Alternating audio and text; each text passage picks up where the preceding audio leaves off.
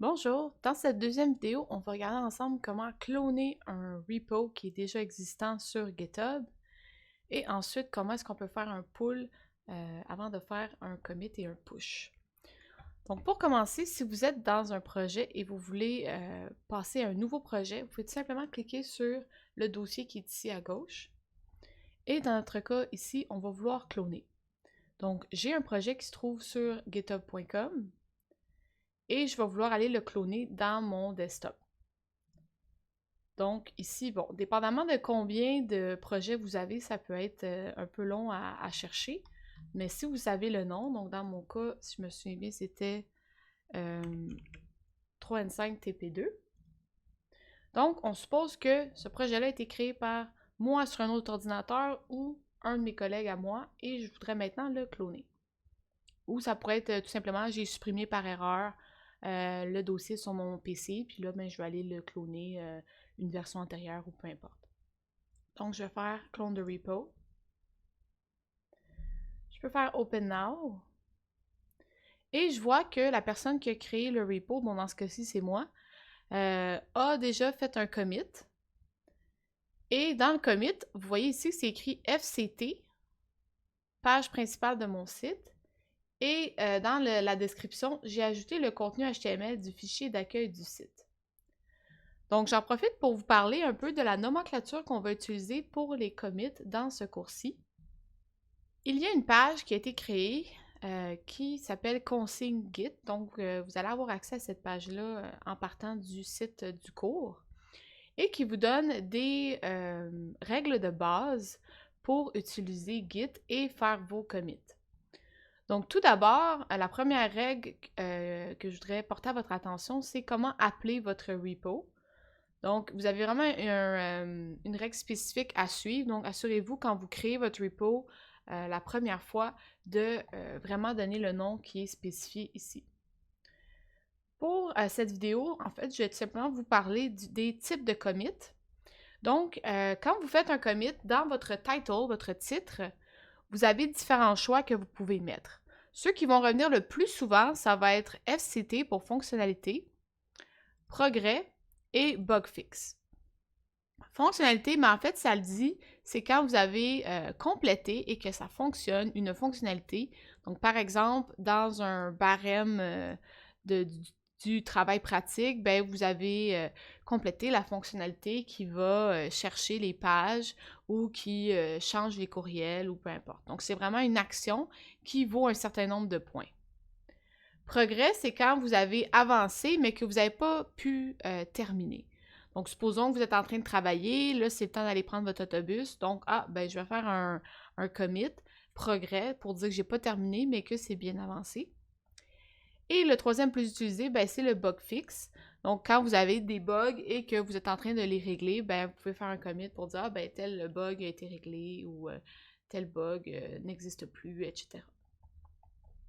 Ensuite, quand vous allez faire votre commit, comme j'ai dit, ben dans le titre, vous allez essayer de mettre une description globale de qu'est-ce que vous avez fait. Donc, c'est quoi le bug, c'est quoi la fonctionnalité, etc. Et dans la section de description, ben là, ça va vraiment être une phrase en français qui explique ce que vous avez fait. Donc, si on vérifie tout ça, on voit qu'ici, on a mis une fonctionnalité qui est en fait une page principale. OK? Donc, on a le code de la page principale. Et ben, c'est quoi qu'on a fait? On a ajouté le code HTML du fichier d'accueil du site. Donc, on a tout simplement un fichier HTML avec du code dedans. OK, maintenant, supposons que j'ai fait un clone et je m'en vais manger de la poutine parce que c'est mon heure de dîner. OK, donc maintenant, je reviens de manger ma poutine et c'est va être quoi la première étape que je vais devoir faire? La première étape, ça va toujours être de pull. OK? Pourquoi? Parce qu'en fait, vous ne savez pas si pendant que vous étiez en train de manger, votre coéquipier a travaillé ou non sur le projet. Donc, il faut toujours commencer par faire soit un fetch ou un pull avant de travailler. C'est quoi la différence? Donc, le fetch, en fait, c'est pour vérifier s'il y a eu des changements qui se sont passés. Et le pull, dans le fond, ça vérifie s'il y a des changements, puis s'il y en a, ça va chercher le code. Donc, vous pourriez vouloir juste savoir s'il y a eu des changements sans nécessairement tout de suite aller chercher le code. À ce moment-là, vous feriez fetch. Si vous voulez vérifier et prendre le code automatiquement, ben là, vous faites pull. Donc, comme vous voyez, il y a 3 choix pour pull. Donc, fast forward, c'est quand il n'y a pas de conflit. Il va tout simplement aller, comment je peux dire, déplacer le pointeur des commits vers la version que vous venez d'aller chercher sur le remote. Le rebase, ben lui, ça va rajouter vos changements locaux à la version qui vient de pull. Donc, sans aller trop en détail, parce que là, on veut juste faire une introduction à Git et comment l'utiliser, on va juste laisser la valeur par défaut qui est pull fast forward if possible. Donc, maintenant, il nous dit pull successfully. Donc, on voit qu'il y a en fait une nouvelle fonctionnalité ou un nouveau commit qui a été ajouté. Donc, fonctionnalité page d'affichage d'une liste de produits. Ajout de la structure HTML, d'un titre, d'une liste statique et d'autres contenus relatifs au produit. Donc là, bon, j'ai mis beaucoup d'informations pour juste une page, là. Il n'y avait même pas beaucoup de contenu dedans, mais c'est juste pour vous donner une idée de ce à quoi on peut s'attendre pour vos commits et surtout que le format soit correct et que le français soit correct aussi.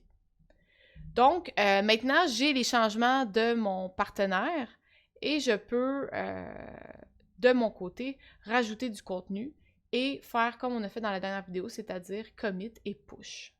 Donc, on va le faire pour tester les commits. Donc, je peux aussi venir voir le contenu ici. Donc, m'assurer que tout est bien là. Donc, je vais venir ici l'ouvrir avec Notepad et je pourrais, bon, mais je sais pas moi, rajouter un titre.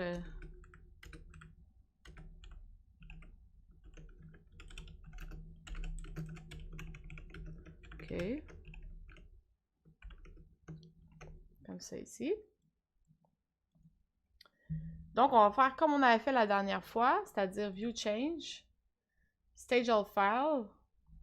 Ici, dans mon summary, bon, fait que là, qu'est-ce qu'on a fait? On peut se référer à la liste. J'ai juste rajouté une ligne. Donc, est-ce que ça vaut la peine de faire un commit? La réponse est probablement que non, hein? Surtout si c'est juste une ligne qui dit « Salut, ça va ». Donc, posez-vous toujours la question, est-ce que ça vaut la peine de commit? Et ce qui est dit un peu dans cette page-là, c'est qu'il faut commit pas trop souvent, mais il ne faut pas trop attendre non plus. OK? Donc, à quel moment est-ce que ça vaut la peine? Ben là, ça va être à vous de vous habituer à ça. Mais c'est sûr que de façon globale, quand on commence, souvent, on a tendance à faire moins de commits que plus. OK? Donc, on n'en fait pas assez ou on oublie, puis on n'en fait pas pendant toute une journée, puis là, à la fin, ben, oups, on a oublié. Donc, je vous dirais au début, essayez de faire un effort pour en faire chaque fois que, par exemple, si vous faites une fonction, ben, on peut supposer que votre fonction fait du code qui répond à une fonctionnalité. Donc, à ce moment-là, quand votre fonction est validée, puis que vous l'avez testée, puis que tout est correct, ben là, vous pouvez faire un commit. Donc, dans ce cas-ci, ben là, c'est sûr que c'est un test pour une vidéo, donc on va juste mettre progrès. Puis là, on peut dire ajout de contenu page principale. Donc, on commit, on push.